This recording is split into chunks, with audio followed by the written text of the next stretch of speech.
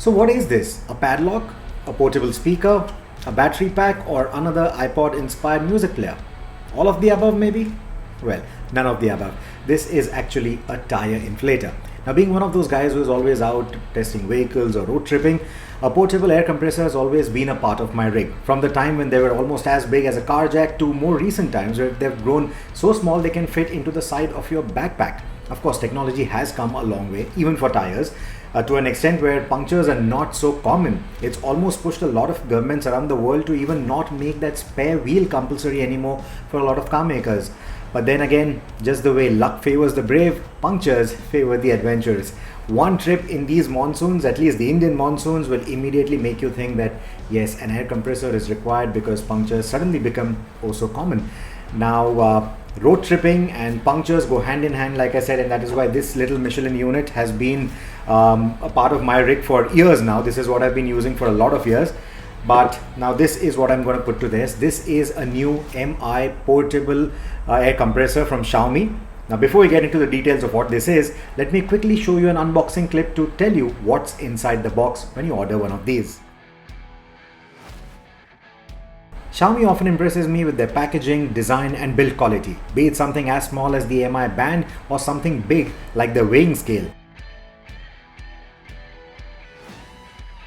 The air compressor comes in a compact minimalist cardboard packaging too, and inside you get an instruction manual in multiple languages, a soft bag for carrying the inflator and all of its accessories, which include the micro USB charging cable, an adapter for use with smaller valves, and another adapter pin for use with footballs, basketballs, etc. The build quality of the inflator feels quite good. The plastics feel quite robust, and also all the body panels are very nicely, tightly put together. It's very nicely integrated, so it feels quite premium. And also this matte black finish, it feels good to the touch, is easy to grip onto, and should be more enduring in the long run, especially because this is going to be used outdoors. But on that topic, the cloth bag that you get for it, because of its soft material and the kind of material that's used, it's prone to getting dirty very quickly. I think something like a plasticky waterproof alternative would have been better for a device of this kind, which is going to spend most of its life outdoors. The pump has a 150 psi pressure limit, which is more than enough to fill up tires on bicycles, motorcycles and even cars. The iPod-like switchgear on the front fascia isn't a rotary dial, but has switches laid out in a clockwise format. The one at 3 o'clock cycles through 4 presets: bicycle tires, two-wheeler tires, four-wheeler tires and inflatable sporting balls. Using the adjacent plus or minus switches, you can adjust the pressure as per your need. The fourth switch toggles the LED torch, which is a handy addition if you were to have a puncture at night. To switch on the device, you simply pull out the filler tube and that is what switches it on. And to switch it off again, you just insert it back in and it will switch it off. Now during your travels, if this tube were to come out unintentionally and unintentionally start the device or switch on the device, after about 3 minutes of inactivity, it will automatically switch off the device, which is a very good thing. For the tests on the MI inflator, I started off with a bicycle which had lost all of its air thanks to the lockdown and my laziness. The unit took about a minute to fill the tire from 0 psi to 22 psi, while the recommended 45 psi would take about a minute more. However, the tire felt too hard to the touch and I was a little wary of going anywhere higher than 22 psi. Now, bicyclists will particularly appreciate the wireless configuration of this portable inflator, and given its small size and light weight, you can simply pop this unit into your waist pouch during the longer rides. For motorcyclists, I tested it on the rear tire of my R1250 GS, on which it took about 4 minutes to go from 22 psi to 36 psi. Riders of adventure or off-road motorcycles will usually drop air pressures for better traction on dirt and replenish the air pressure again for road use. In such a scenario, the MI inflator makes a lot of sense. For the car test, I hooked it up to the tire of a Creta, on which it needed about 10 minutes to go from 15 psi to 36 psi.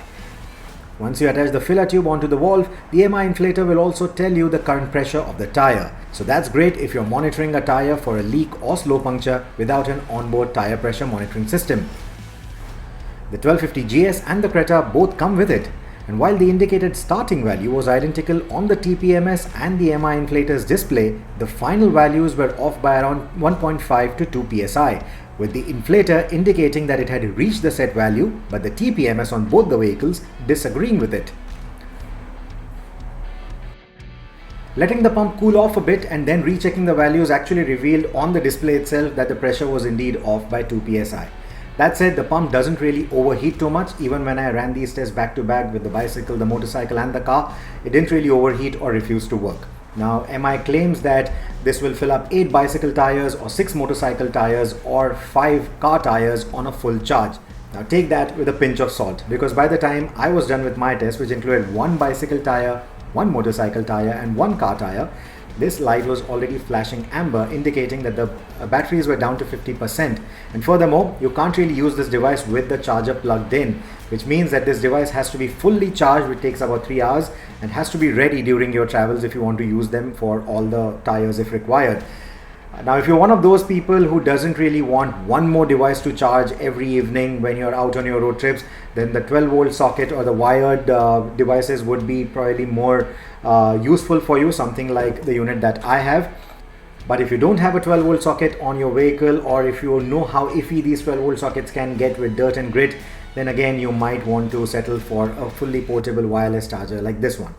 Now, to put things into perspective, the other popular choices include the RescueTech air compressor, which comes for about Rs 990. There's the Amazon Basics air compressor, which is priced anywhere between 3,000 to 4,000 rupees, depending on when you're buying it, because there are constantly offers going on Amazon on all its devices. And then the third popular option is the Michelin unit that I've been using. It is priced anywhere between 2,500 to 4,500, depending on the model you choose. And again, depending on when you buy it, you could get lucky and get discounts on this as well. Now, all these 3 devices are the wired type.